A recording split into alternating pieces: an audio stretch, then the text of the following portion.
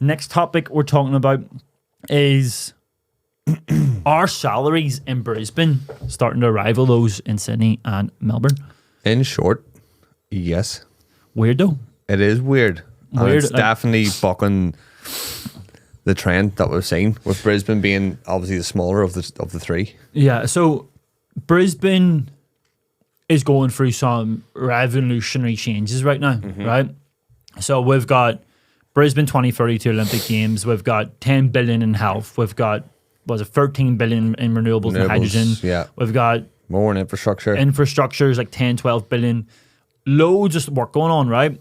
So great, obviously, but there's massive challenges with that. Housing shortages, Yeah. massive. Talent shortages are big as well, right?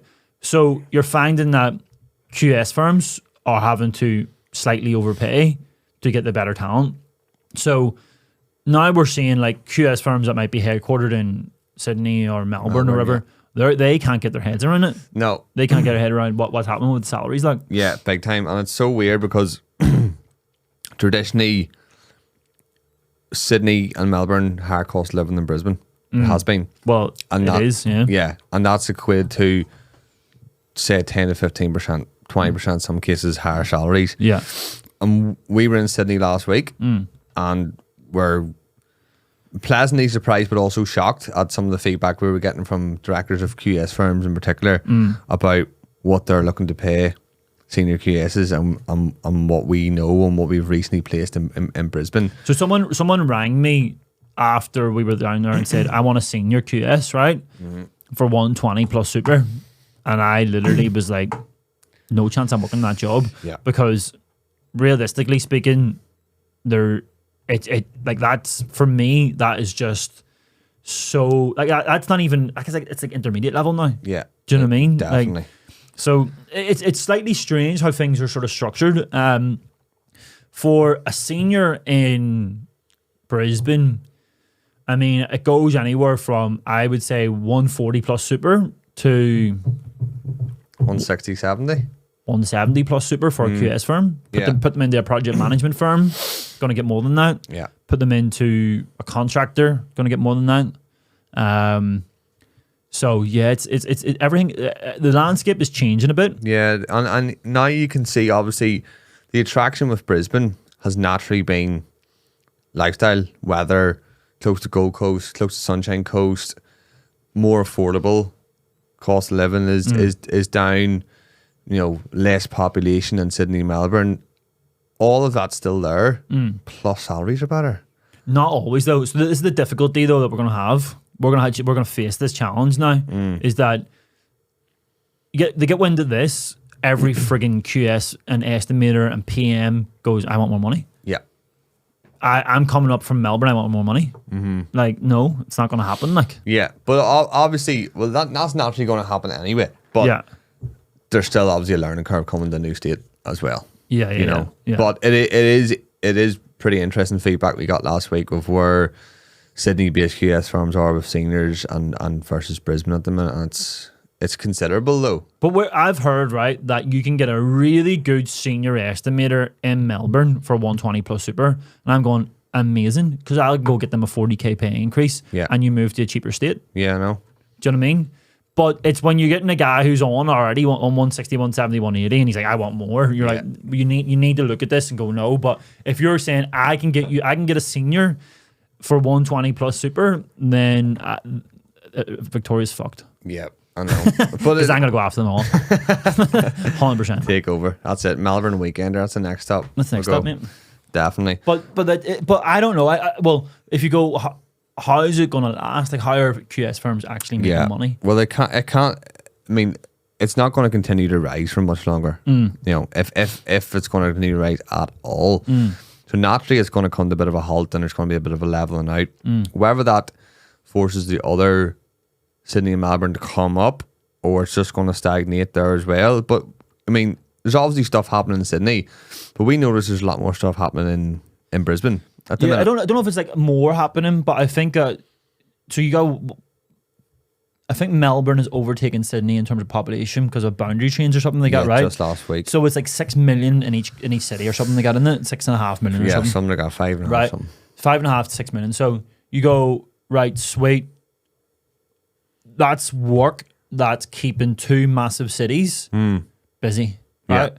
So Brisbane has a population of like 1.5, nearly, or maybe 2 million, right? So you're saying maybe a third of the population of Sydney and Melbourne is Brisbane. So there's loads of work for the 2 million at the minute, right? Yeah. But would there be enough work for 6 million? No chance. No, and that's where the demand is. Yeah, but that's where the demand is. So that's when you go to Sydney, you go, oh, we're everything's quite steady at the moment. That's steady for enough for 6 million. So you say, well, theoretically speaking, it should be still 2 to 3 times busier, or at least maybe at similar levels. Yeah, if Sydney's coasting along, that's probably Brisbane at an absolute. It's Brisbane when it's flying. Yeah, you know what I mean. Yeah, Brisbane's flying at the minute. But what you're finding is all these firms are now wanting to come up to Brisbane, right? And now they're noticing that it's fucking hard to do BD in Brisbane. Yeah, that's it. It is not easy. It's a tight knit city. Yeah, we got the feedback last week about something so trivial about the managing director wore a jacket to meetings in Brisbane, and no one was wearing jackets. Well, it was chinos and shirts, and he had a suit on. And he said he felt like a spare dick. he was gutted. He got enough, and he tried to live in Brisbane, and he straight back to Sydney. So it is tough, and that's a lot of the feedback that we provide is it's not just like moving into somewhere else and starting. Yes, you may know everything. You don't in Brisbane or Queensland. So if you're trying to break into the Queensland market, I'm saying it's taking you 3 years, easy, minimum 2. Yeah. From a business development point of view, no one wants to know you. Yeah. No one wants a jar of you for at least 18 to 24 months. You know more than anyone about the Brisbane market. So when I started in the Brisbane market, it was 2019. Zero was going. Nothing was going on. I mean, nothing. No. It was like the worst market I've ever worked in. Worse than Belfast. Yeah. Right. Shite. Right. Nothing was happening, and I just couldn't get my head on it. I was like, this is insane, and it genuinely took 2.5 to 3 years plus a pandemic to actually get things moving. Yeah. And I always think that when a new recruiter comes in, right, it does take 2 years to build up a desk. Like to be really confident, to be flying. Yeah. But this was different. Like they want to talk to you. Yeah. You're not from Queensland. They don't want to, but what Queenslanders are, right, is like they're hard people. Yeah, they are. They're from a good way, in a good way. Yeah, it's definitely. They're tough people. Do you know what I mean? And they want to know that you're tough too. Yeah. So if you're coming in here like I'm from Sydney, they're like, nah, mate, sorry, don't care. Yeah, like you're coming up here trying to take a bit of our work now because we're busy. No. You know what I mean? There's a different mentality. But if you're there and you're like investing in Brisbane, you're actually giving a shit about it, and you're building your networks, and you're like, I'm not giving up on this place. Yeah. They respect that. Yeah, because I feel that they do respect a bit of resilience as well. 100%. That even though they're like, no. If you're the time you call them, they're like, okay. Yeah. It's like good on you, mate. Yeah. Like I was doing BD calls, right? I remember doing BD calls when it wasn't in the pandemic. Right? And then when I was in the pandemic, obviously no one's hiring. Right? So no one's hiring at all. So you're looking for people, you're like, mate, I just let 10 people go today. Right? But they're like, good on you for doing the calls. That was like the sentiment. It was like, it's like kudos. It was like, good on you, mate. Good on you for giving it a crack. And they remember that. Yeah. They remember that you were the guy ringing them every 3 weeks during the shittest market of all time. Yeah. So you get these firms that are going to come up from Melbourne, going to come up from Sydney and go, yeah, the way we do things down there are a lot different, blah, blah, blah. We're going to bring a bit of that up into the Brisbane market. It doesn't work. No, it doesn't. You need to set up a brand new team. Yeah. You need to set up a different company. You almost need to, it is a different bit. It's a different like business unit almost. And you're probably best taking, or at least advising someone for a lengthy period that knows the market inside out first of all, before you decide, we're Sydney, we're Melbourne, we're coming up here to I would to wee advise Brisbane. any businesses not to bring up one of their top guys. No, I think that you need to buy someone in the market. definitely. But then again, how do you get some of those top guys out of those businesses? Because they've got buy-in, they may have profit share, they might have shares in the business, different things. You know what I mean? So it is hard to get those guys out. Yeah. But Brisbane is a tough market to crack. And I kind of enjoy seeing businesses coming up and not making it. It's sick. Sinister. But it's like you can't come in. But it's a bit of an ego thing with some of them, isn't it? Like, it's like we're coming up to smaller Brisbane here, and we know what we're doing, and we're working on bigger. Get it? And we'll come in and smash it, and we'll take over. And it's like, no, like it's not about what you've done before. It's like, it's super relationships. It's all about who you know. Strong networks are obviously highly important and like invaluable to the success of businesses 100%. in Queensland, and that doesn't happen by someone coming up in a suit on a sexy tie. No, it In doesn't. fact, the opposite. Get yourself chinos and RM Williams, and you're halfway there. Yeah, 100%. But Ralph Lauren shirt. but it is a different market. Every state in Australia is different. So every state has its own like micro. Obviously, they have their own microeconomy. They have their own. When I say micro, nearly macro economy. But Yeah, you super also have colloquial. your own. You have your own like state leader and stuff like that. Have your own different. Every state has its own different government, different laws within those. So like Australia is it's like twice the size of Europe or something like that. Something Land, insane. yeah, it's bigger than Europe. So yeah. think of it, if you're thinking about the guy, like it literally, if you're going from Melbourne to Victoria to Queensland, it's a different country. Might speak the same language, you might still have the same flag, but it's a different way of doing things. Yeah. So these guys who are going to come up and maybe pay 20-30% less aren't gonna stretch. No. They're not going to get anywhere. You have to look at it from a long-term play. If you're looking to make money because, say, the Sydney market's dropped a little bit or Melbourne market's dropped a little bit, and you're like, we need maybe Brisbane to pick this up and we need to get a bit more money coming through to balance things out, that's not going to work. Yeah. You need to look at Brisbane as going, that's its own entity. We're here for 15, 20 years. Yeah. And we're going to make it work here. Yeah, absolutely.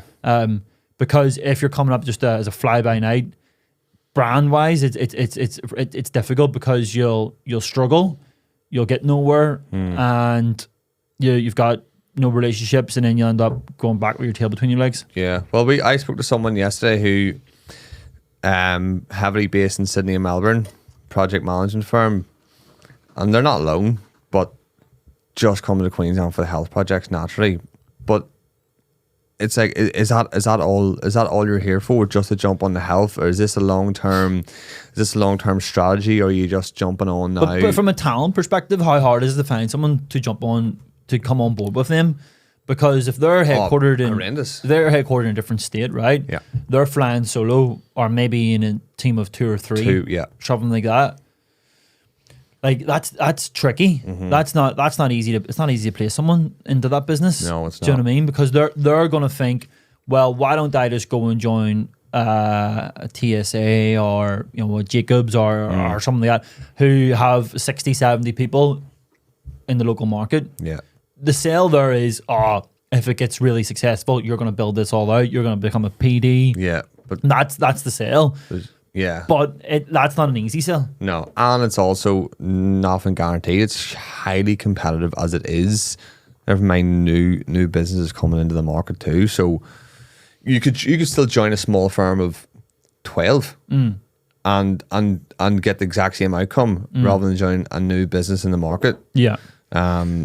So yeah, it'll be interesting to see how many people make that move now. Obviously, we know that people have done it, but how long is that going to continue for, and how successful will it be? Will it be here for 2 or 3 years? Will it be here long?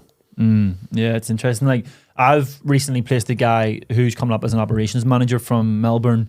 He's getting a 20k pay increase, and he's getting like a 20k bonus on top of that as well, which is great. It was like amazing.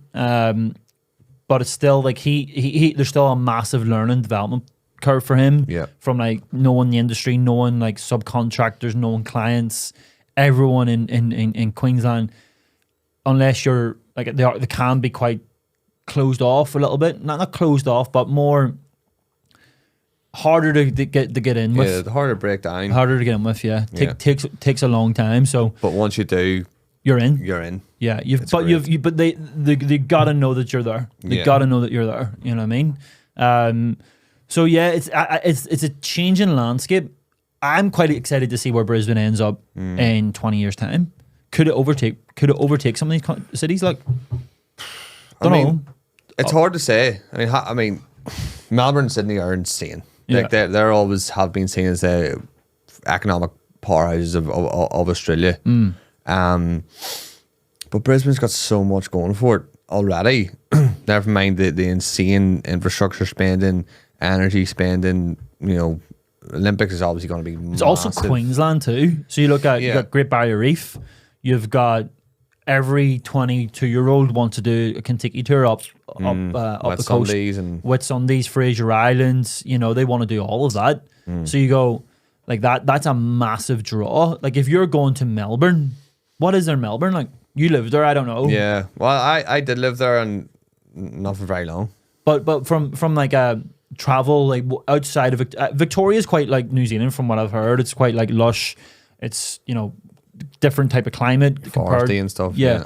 But is there like those epic road trips that not really? No, nowhere to the scale of Queensland or the beauty of Queensland. Yeah. Definitely not. Like because you go up north, you go like North Stradbroke Island is one of the most amazing places I've ever been in my life. I never went. It is unreal. Like you're literally like you get a half an hour ferry from Brisbane, right?